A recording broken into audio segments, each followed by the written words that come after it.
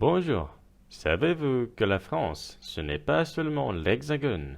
La France est aussi des territoires dans les océans Atlantique, Pacifique et Indien, ainsi que dans la mer des Caraïbes. Maintenant, je vais vous le parler de la France d'outre-mer.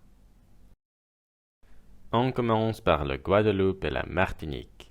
Ce sont deux îles situées dans les Antilles françaises, dans la mer des Caraïbes. Elles sont connues pour leurs plages de sable blanc, leur cuisine créole et leur culture musicale.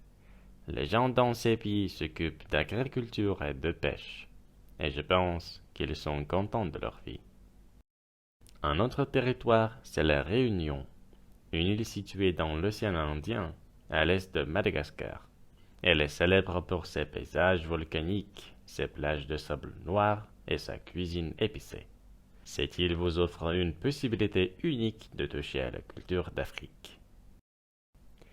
Mayotte est une petite île située entre Madagascar et la côte est de l'Afrique. Les habitants sont fiers de leurs plages de sable blanc et des récifs coralliens.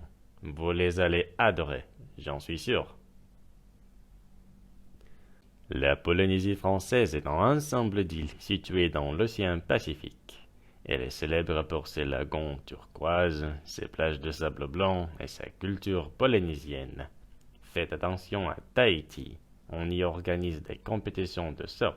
Si vous vous y intéressez, prenez-y part.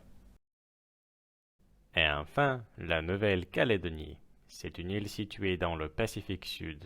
Cette île bénéficie d'une biodiversité exceptionnelle. Vous pouvez être étonné de certains types d'animaux qui vivent ici. Par exemple, les pigeons de couleurs différentes ou Rhacodactylus leachianus, le plus grand gecko du monde.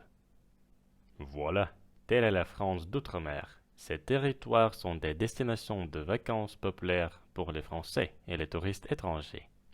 Ils offrent une expérience unique de la culture authentique dans un environnement tropical exotique.